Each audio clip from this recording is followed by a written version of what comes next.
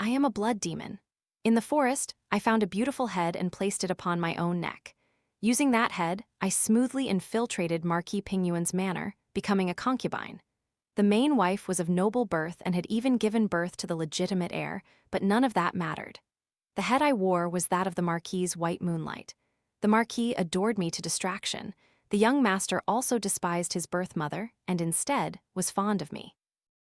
I took him out and we reveled in pleasure everywhere. Finally, one day, the main wife was utterly fed up and decided to write a letter of divorce.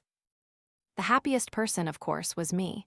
They had no idea that the main wife's destiny was extraordinary, capable of warding off demons. Indeed, the moment Marquis Pingyuan, Sun Jin, saw my face, he couldn't control himself. I followed him back to the manor, first to pay my respects to Lady He, the Marquis's wife. I wish to take Huan as a concubine. The main wife possesses great dignity.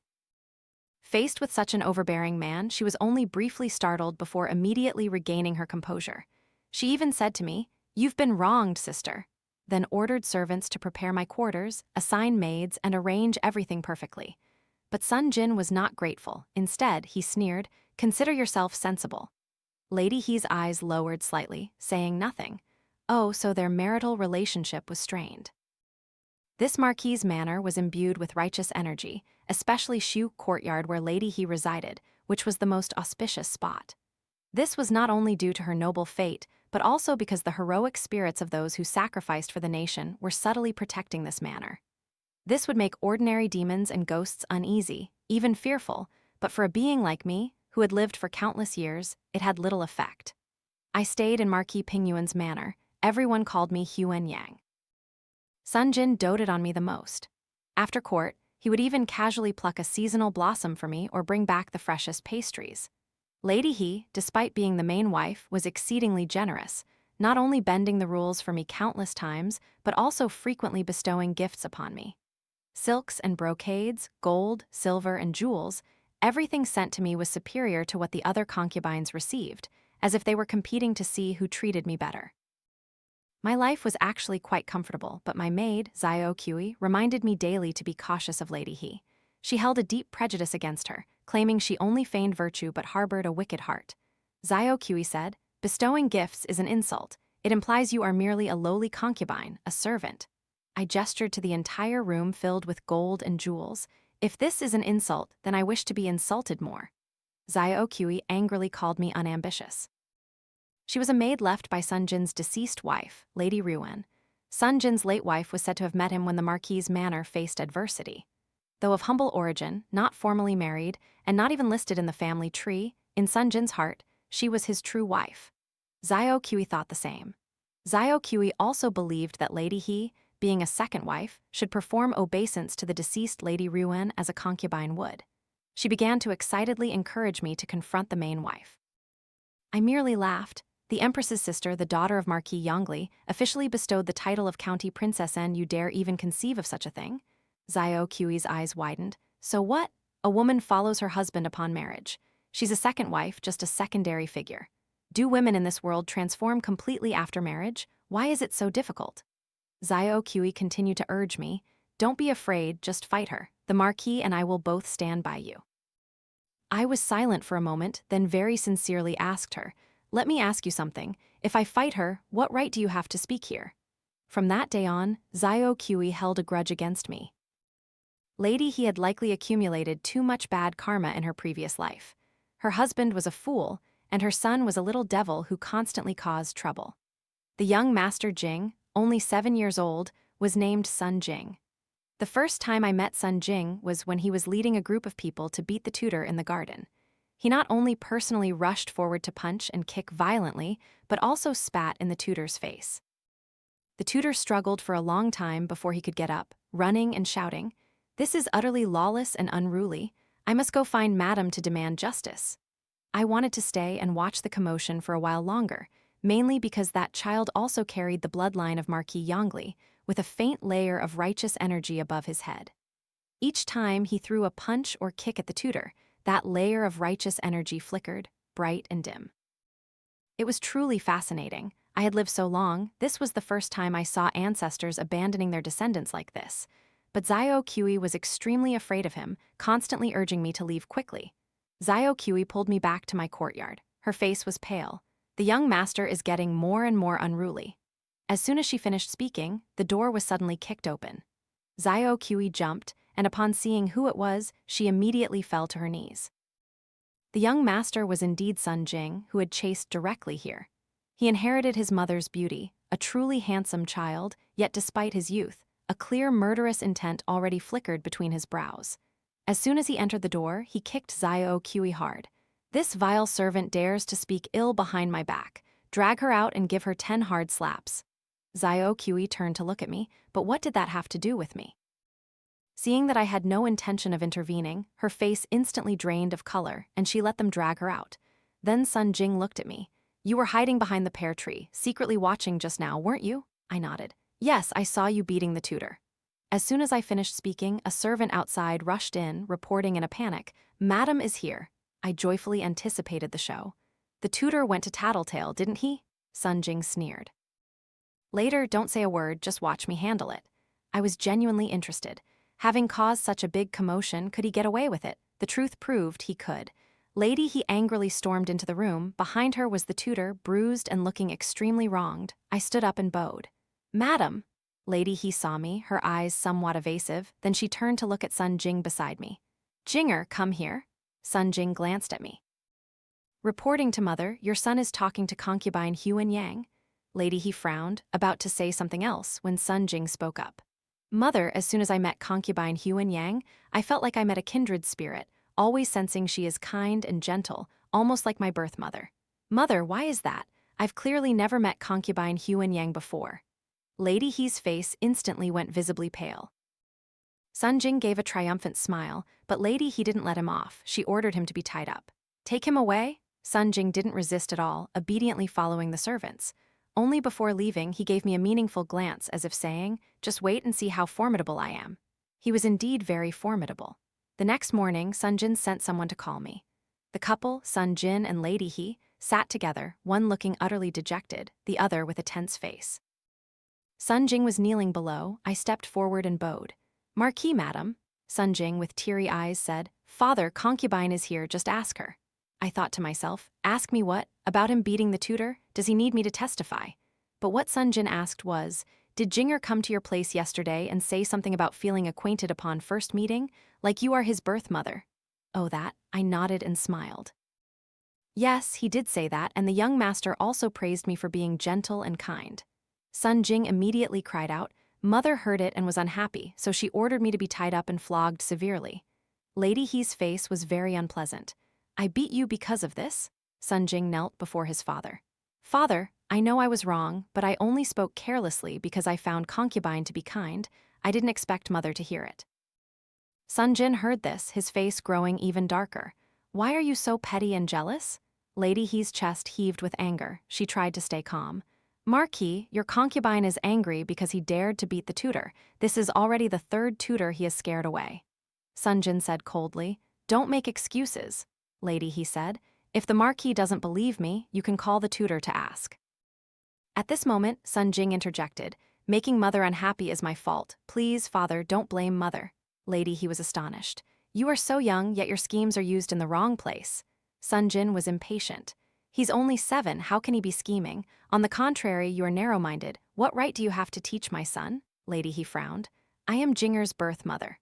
But Sun Jin walked over, pulled Sun Jing up, and pushed him towards me. His eyes were gentle, completely different from just now. Whomever you like to be with, just follow them, as long as your heart feels no shame. Don't let yourself be bound by so-called filial piety. After that, Sun Jing indeed frequently came to my place. He even proudly boasted, How is it? Did I not have her cornered? Indeed, he had grasped his mother's fatal weakness. No matter what big trouble he caused, as long as he blamed it on his mother's jealousy, he could make his father say harsh words to his mother. I asked him why he needed to go to such lengths. He said while drawing a bow and testing an arrow, Who told her to meddle so much? I chuckled. Just to escape your mother's supervision, you stab her straight in the heart? What a high price for a mother to pay. Zio Kui even encouraged him. The young master is young, but his schemes are top-notch. Sun Jing said with satisfaction, My maid understands things better than I do. I said nothing, turned and left. In the afternoon, I saw Sun Jing making Xiao Qi wear a pair on her head as a target for archery practice. Xiao Qi cried out in fear, "Concubine, save me!" I stopped and watched for a while, then said, "It's best not to move, then the young master can hit it." Xiao Qi looked at me in disbelief. Sun Jing drew the bowstring taut, an arrow flew out. Xiao Qi shrieked. Luckily, it hit. Xiao Qi slumped to the ground limp. He turned his head to look at me. I clapped, "Excellent." He smiled coldly. "Consider yourself sensible." I thought to myself, what does it have to do with me? If asked, I find this game quite interesting. I decided to stay and watch the show, eating melon seeds and looking at him indifferently. Then I took another smaller plum and placed it on Xiao Qi's head. Xiao Qi was so scared she almost fainted. "Concubine," Sun Jing drew the bowstring, "do you know why I'm punishing this vile servant? Because she doesn't know her place, daring to climb into my father's bed." I suddenly understood. No wonder she encouraged me to fight with Madam. Xiao Qi's face was ashen. That day Xiao Qi wasn't injured, but she was scared out of her wits. As soon as Sun Jing left, she looked at me angrily. "It seems I misjudged you. You only resemble her in appearance, but your heart is far inferior to hers." I chuckled. "I was never Lady Ruan. May I ask, if Sun Jin considers me a substitute, then a maid like you also considers me a substitute? Or are you still delusional that Lady Ruan is alive and feel you gain favor through her?" Xiao Qi was so angry she spoke incoherently, gritting her teeth. "Sooner or later, Sun Jin will see your true colors. You will definitely fall out of favor. Don't dream of taking the love and wealth that belonged to Lady Ruan." I ate melon seeds and asked her, "Lady Ruan was a very good person, wasn't she?" Xiao Qi immediately said, "Of course, Madam was the best woman in the world. You are not even worth a strand of her hair." I nodded. "You were good, but your ending wasn't good." Xiao Qi was choked by that sentence. I thought she would go and report me to Sun Jin as she just said, but she didn't. Perhaps she understood very well that without me as a substitute, her position in the manor wouldn't be any better. In winter, Lady He fell ill. At first, it was just a cold, but she ended up bedridden and couldn't get up. No one in the house cared for her, yet she still had to manage household affairs every day. Unexpectedly, on the Empress's birthday, she went to the palace to offer congratulations and fainted right in front of everyone. The Empress said nothing openly, but clearly showed her displeasure with Marquis Pingyuan's manner. Imperial physicians and court ladies from the palace bustled in and out of the manor. Neither Sun Jin nor Sun Jing dared to be unruly anymore. One played the role of a devoted husband, the other played the role of a filial son. Sun Jin told me, "Lately, you'll have to endure a bit of hardship. Don't go out of your courtyard much. Once the storm passes, I'll come back to you." As a concubine in the manor, I also had to act like one. At that time, I gently advised him, "Marquis, don't worry too much and don't tire yourself out." He sneered, "What am I worrying about? She's just pretending." I frowned. "People who eat grains also get sick, Marquis, don't say that." Sun Jin said, "You are too innocent. Luckily, Jinger is on your side, otherwise she would have schemed you to death." I didn't know how to respond to that. At first, the father and son probably thought this matter shouldn't be spread. But the best imperial physicians in the palace took turns attending, concluding that Lady He was suffering from extreme overwork and needed to be bedridden to recuperate. 1 or 2 days were acceptable, but over time, Sun Jin began to lose patience. If this was indeed Lady He's trick, using the Empress's power to suppress the father and son, it was truly very clever. From being arrogant in the house, he now had to obediently bow his head. One night he came to my place, drank until his stomach was full, then said, "They talk about noble family ladies, but their methods are truly despicable." I poured him wine, chuckled softly, and said no more.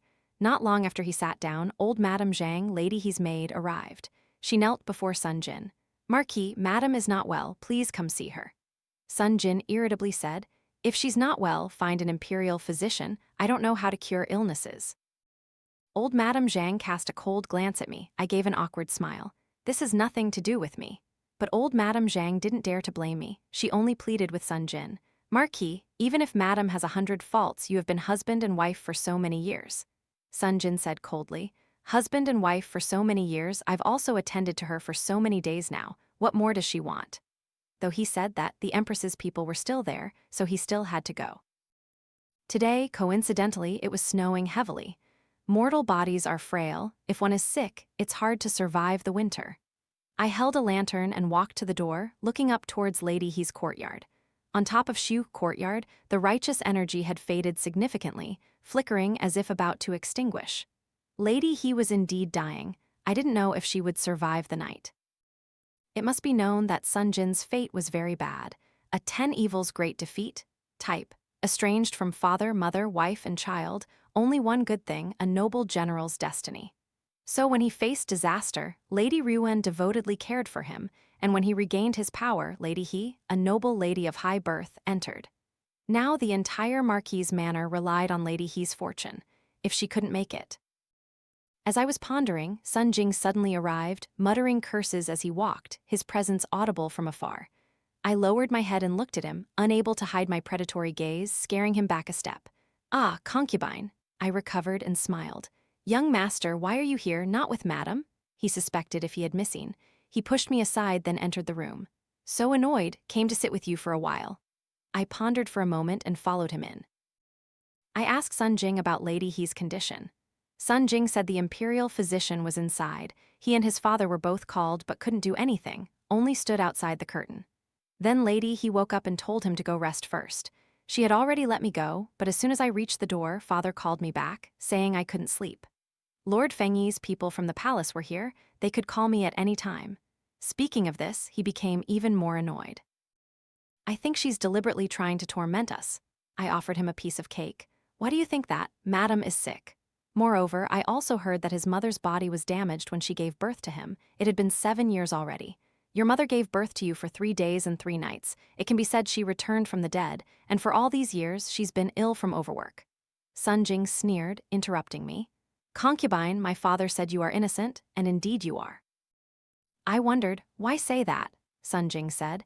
"That year when she gave birth to me, I was certainly going to live, but she wasn't so sure." What did that mean? Sun Jing truly had his own thoughts. A marriage alliance between great families, if faced with such a situation, they would definitely choose to save the child and abandon the mother.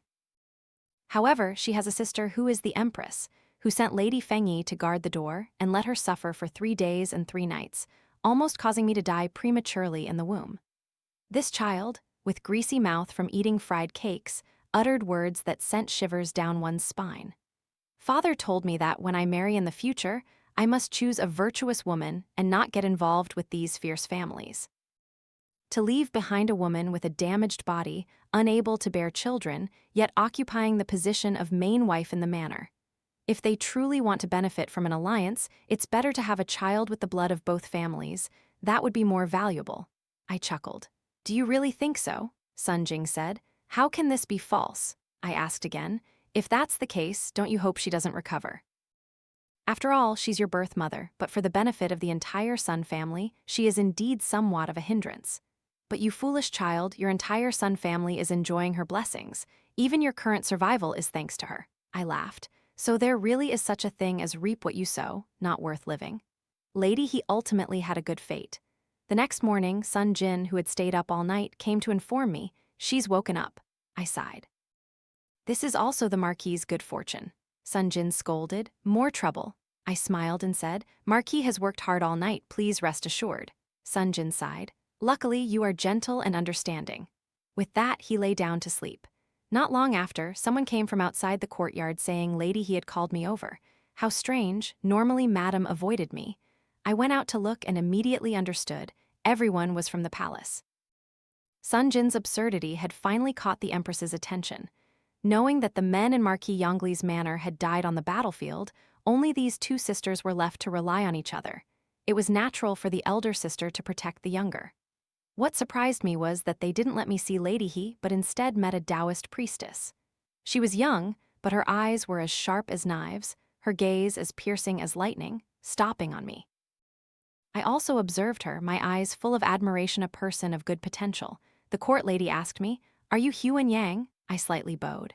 "Yes." The court lady then looked at the Taoist priestess. "Immortal priestess Jingsu, please observe." The Taoist priestess looked at me for a moment, then suddenly said, "Please allow her and me to speak privately." Taoist priestess Jingsu led me into a separate flower room. She said, "I know you have cultivated for many years. It's not easy.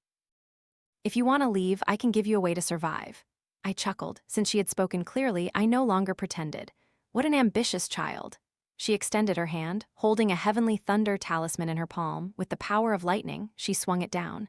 I gently blew, and the heavenly thunder talisman turned into a scrap of paper and flew away.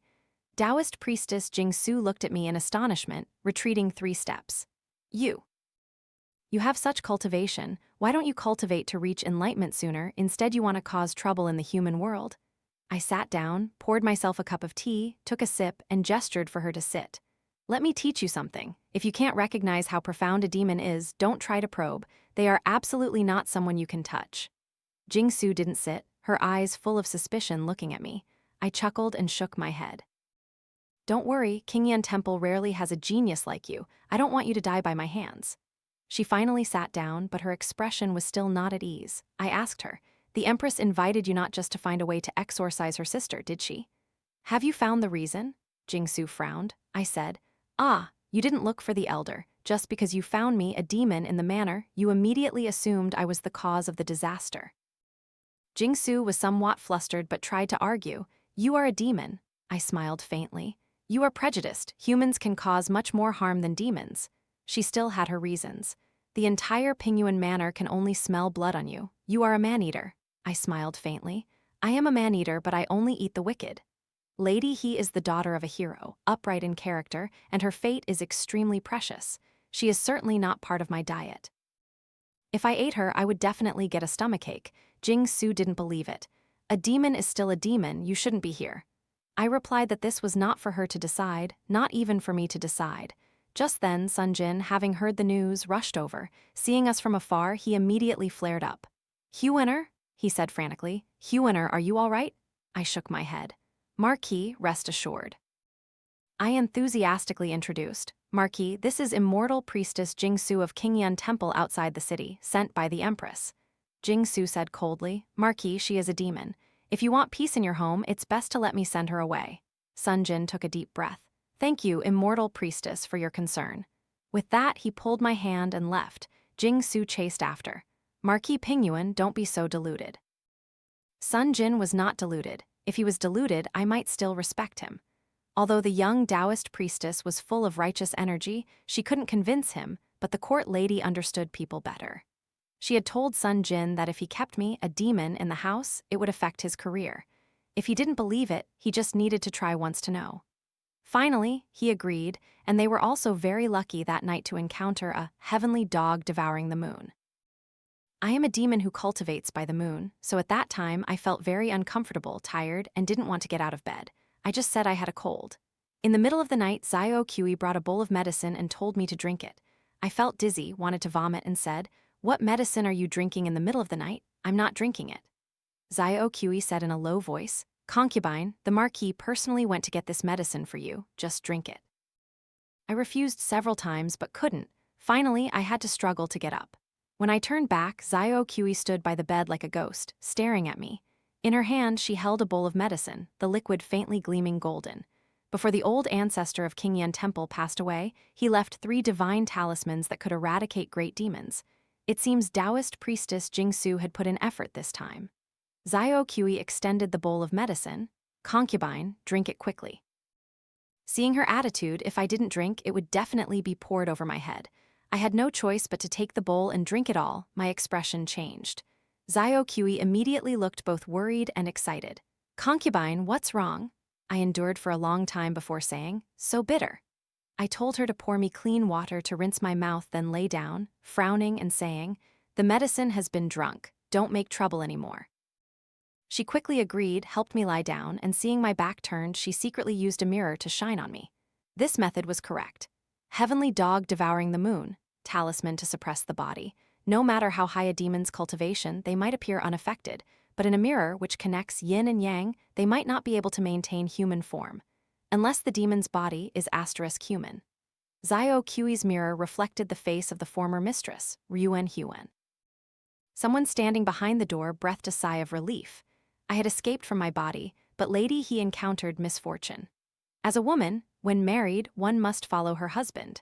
Her family cannot interfere too much, otherwise, she will be criticized for not considering her husband's family as her own. There are so many strange principles in this world. Sun Jin sternly warned Lady He, telling her not to cause unreasonable trouble anymore. Everyone in the manor was laughing at her behind her back. This news reached the palace, saying that Lady He, wanting to compete for favor, asked the empress for help to slander the Marquis' concubine as a demon. Even the noble empress could only endure and had to help for now. A few days later, I was fully recovered. Zio Kui said, Lady He invited me over. Zio Kui said smugly, she intends to apologize to you. I sighed deeply after hearing this. Honestly, I was starting to find her annoying. She completely misunderstood my intentions, yet kept clinging to me and chattering endlessly. This time you must teach her a proper lesson. Lady He had been sick to the point of near death, only recently returning from the brink, and was now only slightly recovered. When I arrived, she clearly didn't want to see me but still forced herself to receive me. She politely invited me to sit and said, I've troubled you. Seeing her pitiful expression, even I felt a little sympathy for her. I asked, May I speak with Madam privately for a few words? Old Madam Yu and a few servants hesitated to agree, but Lady He told them to go outside. Her face was calm, as if ready to endure any insult I was about to give her. I bowed my head and smiled. Madam, since I entered the Marquis' manor, have you ever made things difficult for me? Not at all, absolutely not. You have always treated me very politely. We have never had any grievances from beginning to end. You always act straightforwardly, honorably. I even feel you are too kind, but even so, you always feel like you are the guilty one. I sincerely asked Madam, why do you always blame yourself? Lady He said, because my body is not good, implicating you in being called a demon. Aren't you angry? I said. Why would I be angry? Madam was stunned. I smiled and said, Madam, I like you, you are very good, and right in front of you I took off my head. I said nonchalantly, you people weren't wrong, I am indeed a demon. Since it's not a false accusation, I have nothing to feel wronged about. I quickly put my head back on, mainly because Lady He was still ill. It wouldn't be good if I scared her to death. Don't be afraid, I won't harm you. I said I like you, though perhaps that's no comfort. Her eyes gradually drifted towards the closed door, perhaps thinking of calling for help, but mostly worrying about the lives of the loyal servants standing outside. I said, this is Ruan Huan's head. One sentence made her face even paler. You, no wonder he dotes on you so much. I twisted my neck and said, you overestimate him. Madam didn't understand. At this point, I gradually lost patience. You must help me do something. This story starts from the day I picked up that head on the mountain. That day, I was sleeping soundly in my tomb when suddenly a corpse was thrown down above my tomb. Its blood dripped down and was absorbed by me, also waking me up. I crawled out of the tomb, saw the female corpse's beautiful face, and decided to use her head. After all, I am a demon, but I still have principles. This woman died from having her throat slit. The connection between her head and neck was only a bit of flesh. Blood flowed onto the ground, almost staining my coffin red. She definitely didn't die peacefully. Since I took her head, I must avenge her. In the memories of that woman, she was Marquis Pingyuan's poor, neglected wife, living quietly in a small villa outside the city. In the past, she shared hardships with Sun Jin, but could not enjoy prosperity with him. Ruan Huan believed it was all her fault for her humble status that couldn't bring marriage alliance benefits to Sun Jin. Her fault for not having parents, unable to have the proper betrothal rights, causing him to be ridiculed as having an illicit affair without a proper title. That day, she was in a troubled mood and went out for a stroll. Unexpectedly, and for no reason, she ran into two rude men, was chased into the forest, and after being raped, had her throat slit to death. I chased those two men and had long since devoured them alive. It's just that those two men were just ordinary villagers, but their house was filled with gold and silver, clearly having just received an unexpected fortune. Lady He was completely terrified, so much so that she no longer remembered to be afraid of me. You said Ruan Huan was hired by someone to be killed, but I heard that she, not wanting to implicate the Marquis, went into the forest alone, accidentally fell off a cliff, and her body was never found. I looked at her with a half-smile, her face pale. Although I hadn't said it clearly, Ruan Huan's death was clearly a haunting obsession in her heart. In an instant, Lady He's expression changed repeatedly, finally gradually regaining her composure. Don't worry, I will definitely investigate this matter thoroughly. I knew she would investigate, but I didn't expect it to be so fast. That night, Lady He immediately called Sun Jin. This time, Sun Jin had successfully trained his wife, rarely showing Lady He a gentle face. As long as you behave yourself from now on, I will not pursue past matters. Lady He lowered her head and whispered, Marquis, do you still remember Ruan Huan? Sun Jin said coldly. Why mention her? Are you even worthy of mentioning her? Lady He smiled. I just don't understand. Marquis clearly already had a primary wife. Why did you accept the marriage proposal from my family back then? Regarding this, Sun Jin had long prepared an excuse. He frowned. When your family asked the emperor to arrange the marriage, did you ever ask for my opinion? The emperor's golden mouth had spoken. What else could I do? Only she was pitiful, voluntarily humbling herself to be a concubine, yet still died an unclear death. Yes, Lady He also heard that Lady Ruan died mysteriously, which is why she was troubled for 8 years. Lady He looked up. I have found Madam's body. Sun Jin immediately looked up. Lady He looked directly at him. Is Marquis happy? Sun Jin regained his composure, quietly snapping. She has turned into a pile of white bones. You, Lady He replied. How do you know? I just found her body. If I said that for all these years I have been secretly mourning Madam, would Marquis feel somewhat relieved? I sat behind the screen and smiled faintly. The situation at this point was like this. Lady He must have investigated but didn't find much evidence. After all, I couldn't give her the corpse, and besides, 8 years had passed, so she decided to trick him, and it went very smoothly. In just a few short sentences, she made Sun Jin believe that she had found Ruan Huan's body long ago but had always kept silent. Not only that, she kept provoking Sun Jin. Do you know? Every day watching you act in front of me, both deeply regretful and deeply affectionate towards her, I secretly laughed. You said she was your maid? You humbled yourself to marry her, but I already knew she was a respectable commoner woman who used to help you when you wandered the streets. Without her, you would have long died like a stray dog by the roadside. Marquis Pingyuan is truly a deeply affectionate marquis. If people knew your true face. Sun Jin broke out in a cold sweat, slammed the table, and shouted, Enough! Lady He coughed softly twice, looking at him with a cold smile. Sun Jin was both surprised and angry. You truly are a vicious woman. You've known all along, so why pretend all these years? Lady He burst out laughing. Marquis, you should ask yourself.